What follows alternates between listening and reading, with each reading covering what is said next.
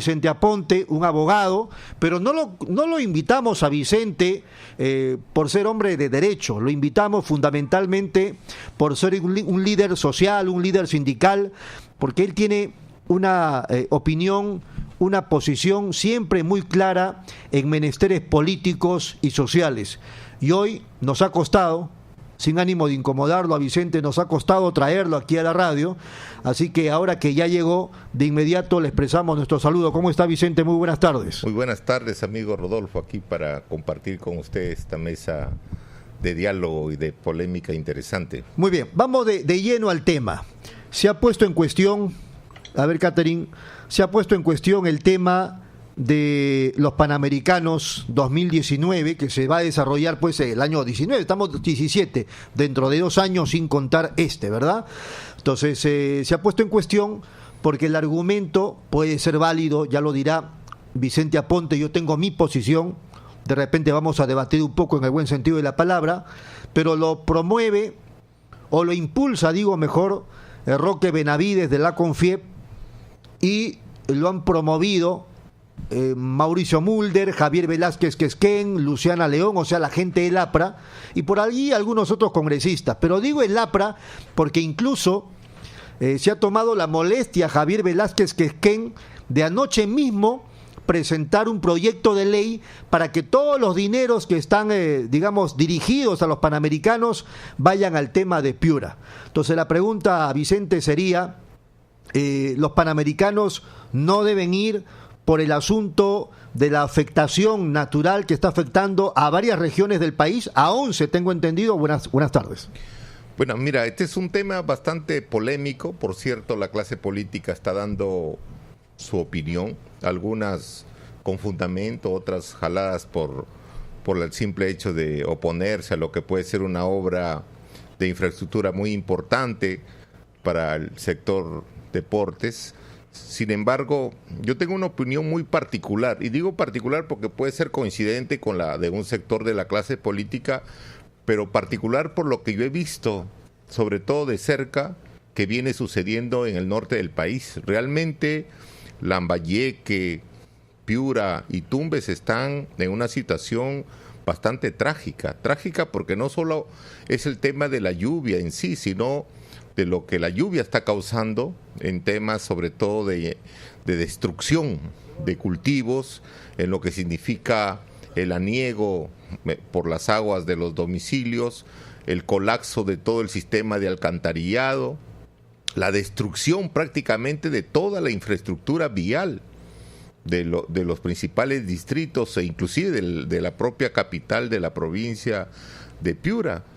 Y por consiguiente también la destrucción importante de la infraestructura de riego, porque los drenes prácticamente han colapsado, y importantes canales de riego que tenían buena infraestructura también se han deteriorado. Entonces estamos hablando de una situación que ha golpeado seriamente todo lo que es la infraestructura productiva de la región. Entonces, si a eso le sumamos las consecuencias que va a traer este fenómeno, porque no solo hay una plaga de zancudos, sino lo que puede significar el dengue, si es que no se fumiga, las consecuencias también de otra índole que están afectando sobre todo el inicio de las clases escolares, en fin, hay un sinnúmero de problemas. Se habla de que son más de 11,000 viviendas destruidas y más de 600,000 los afectados, en fin. Son cifras y más cifras, pero lo importante hay que tomar en cuenta es una cosa. El año pasado se destinaron 300 millones de soles para lo que era la previsión, o sea, para tratar de evitar... Porque se suponía que este problema se daba el año 2016. Claro, ya se venía anunciando. Sin embargo, lo que mucha gente constata es que esos 300 millones invertidos no están a la vista. Porque realmente no ha habido pues previsión, y ahora nos encontramos con que el sistema de desagüe ha colapsado, de que muchas avenidas que supuestamente iban a resistir el periodo de lluvias han colapsado, de que la agricultura que debió de tener de alguna forma sistemas de protección, ¿no?, han colapsado. Hay importantes hectáreas, sobre todo de lo que es banano orgánico, que es un producto de exportación, que prácticamente han sido destruidas, y lo mismo del cacao y lo mismo de otros productos. El agro va a entrar en un periodo de crisis porque no pueden sembrar y porque difícilmente van a poder sembrar porque van a tener nuevamente que recuperar las áreas cultivables, van a tenerlas que, como se dice, trabajar para que puedan estar dispuestas para el sembrío y la posterior cosecha. Entonces estamos hablando de una situación crítica.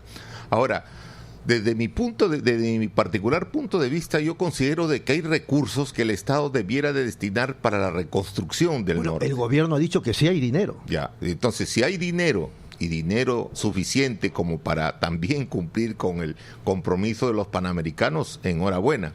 Pero el dinero que pueda tener el Estado deben de invertirse prioritariamente en rescatar de la situación en que se encuentra la región norte del país, que se como ha anunciado, comprende Lambayeque, Piura y Tumbes. Y se habla, por ejemplo, en total son 11 regiones, las afectadas. 11 regiones, porque se habla de que los afectados son más de 670 distritos. Quiere decir de que si son en el Perú más de 1.700 los distritos a nivel nacional, estamos hablando de más de una tercera parte de los distritos que están siendo duramente afectados. Y Piura, como usted sabe, es una ciudad que en volumen de habitantes le sigue pues a Arequipa y le sigue a Lima, ¿no? Ahora, lo que yo quería agregar en complemento con lo que usted nos acaba de contar es lo siguiente. La PCE me acaba de informar hace minutos nada más que esta noche van a presentar un decreto de urgencia que será publicada mañana en el Diario Oficial del Peruano para entregar dinero en efectivo a los alcaldes y a los gobiernos regionales. Mire, el tema es si esta gente está preparada para bien utilizar estos dineros. Mire, ahí está el problema. Por ejemplo, en estos momentos el alcalde provincial de Piura está como no ha habido. La gente se queja de que este señor no se le ve por ningún lado. Y este señor, en su calidad de alcalde, recepcionó cientos de toneladas de ayuda para los damnificados. E inclusive recibió calamina, recibió alimentos, recibió una serie de enseres que debían de estar orientados a atender las necesidades urgentes que en estos momentos tiene Piura. Pero sin embargo, no las ha repartido. ¿Eso qué demuestra? Inoperancia, demuestra ineptitud, incapacidad de poder asumir un liderazgo. ¿En dónde están sus funcionarios? Tampoco son. Bueno, ¿qué hacemos, pues, Vicente? Yo considero de que el gobierno central ya no le dé dinero a estas autoridades. Mire, yo considero de que desgraciadamente muchas de las autoridades que nuestro pueblo elige son autoridades pues mediocres, son autoridades que no tienen capacidad ni siquiera para tomar decisiones, son inoperantes. Desgraciadamente ese es el precio de la política que vivimos en el país. Nuestra clase política elige rufianes para gobernar los destinos de nuestra patria, y ahí están las consecuencias. Bueno, y en las regiones es peor.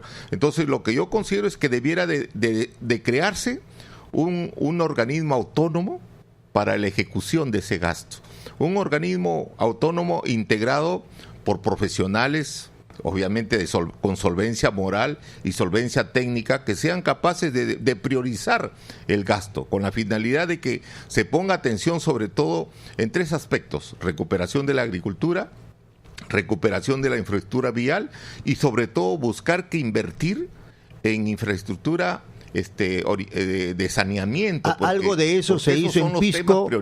Algo de eso se hizo en Pisco y se puso a la cabeza de este organismo a Fabre, amigo de García, y Pisco no solucionó su problema. Bueno, ese es cuestionable, aunque también, como se dice, es opinable el hecho de que muchas de las cosas que se hicieron en Pisco ahora sí están dando resultados. No se olvide usted que se recuperó el tema de la infraestructura hospitalaria, se inició todo un proceso sobre todo para recuperar lo que era la infraestructura de saneamiento, lo que estamos hablando, agua y desagüe, y se planteó entregarle un bono directo a los ciudadanos para que pudieran rehabilitar o reconstruir sus viviendas. Lo que pasa es que muchos de esos ciudadanos utilizaron ese dinero para otras cosas, para otros fines. Vamos un ratito. Y ese es el drama, desgraciadamente, de nuestro pueblo. Así es. Vamos un ratito a la pausa, Hernán, y seguimos con Vicente Aponte en unos segundos. Muy bien, atentos a la hora, son las 4 de la tarde con 22 minutos. En unos momentos más, Alentando tu Salud, hoy día van a hablar de ideología de género. 2 psicólogos, 2 profesionales de la psicología, Manuel Silva y Tony Flores. La conducción queda a cargo del psicólogo Alberto Medina Changra. Eso será en unos instantes más.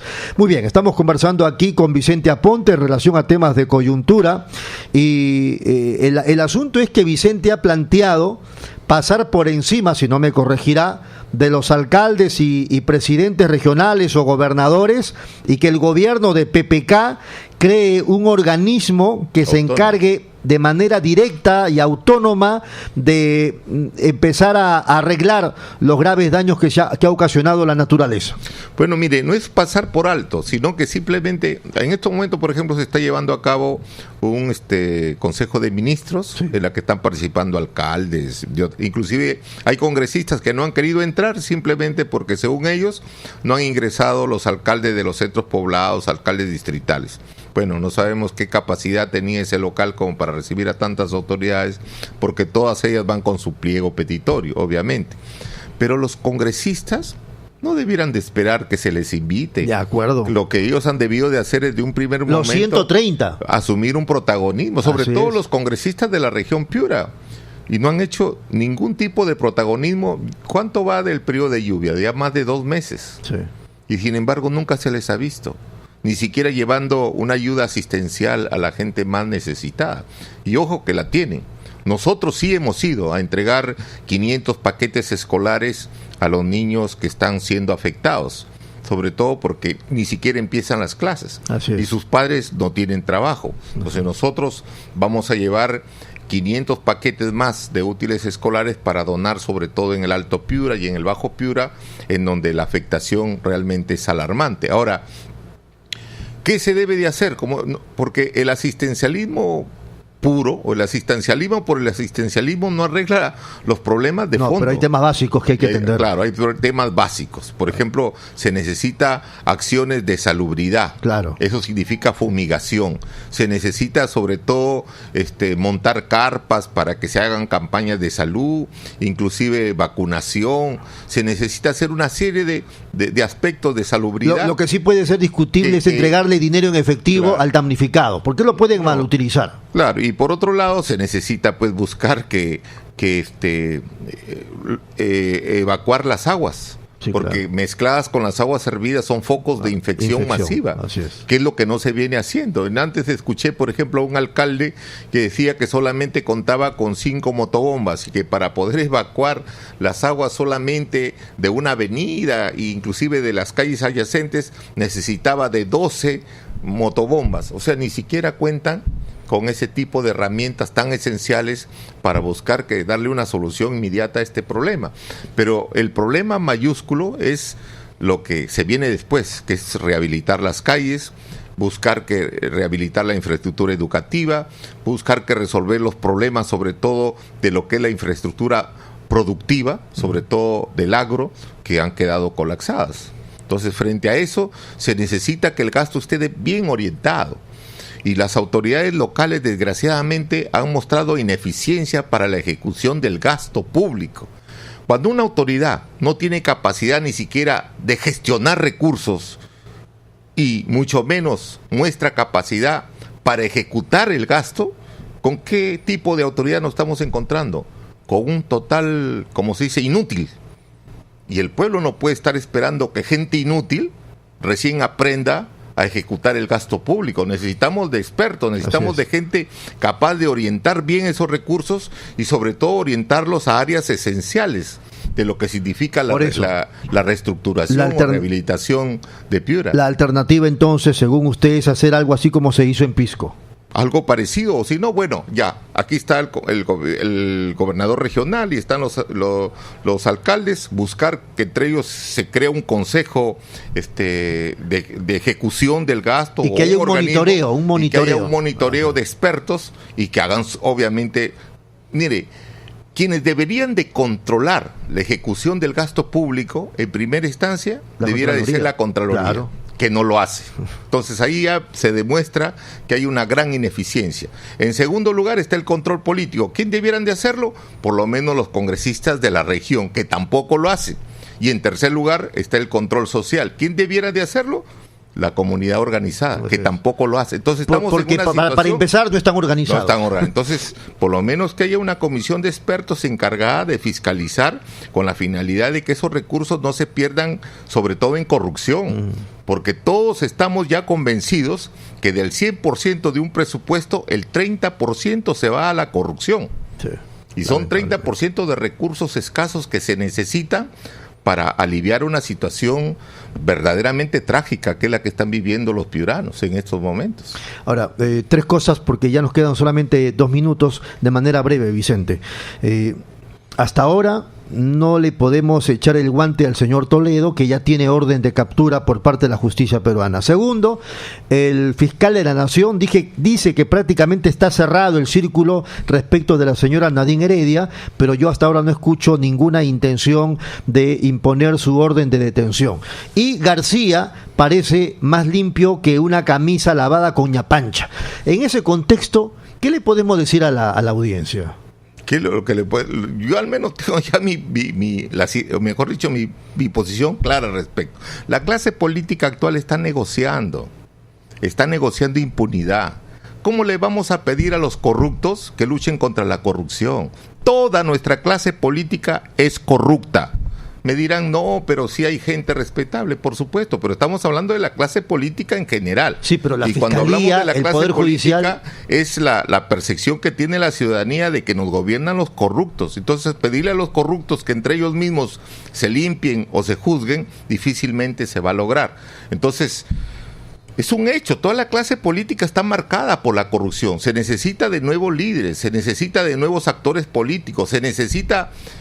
Bueno, se utiliza mucho esa palabra reingeniería. Yo diría, se necesita una alta cirugía para darle a ese cuerpo apestoso y maloliente de nuestra clase política un nuevo cuerpo. Y eso significa, pues, partidos nuevos, se necesita partidos políticos que necesariamente tienen que renovar totalmente su liderazgo, y sobre todo necesitamos partidos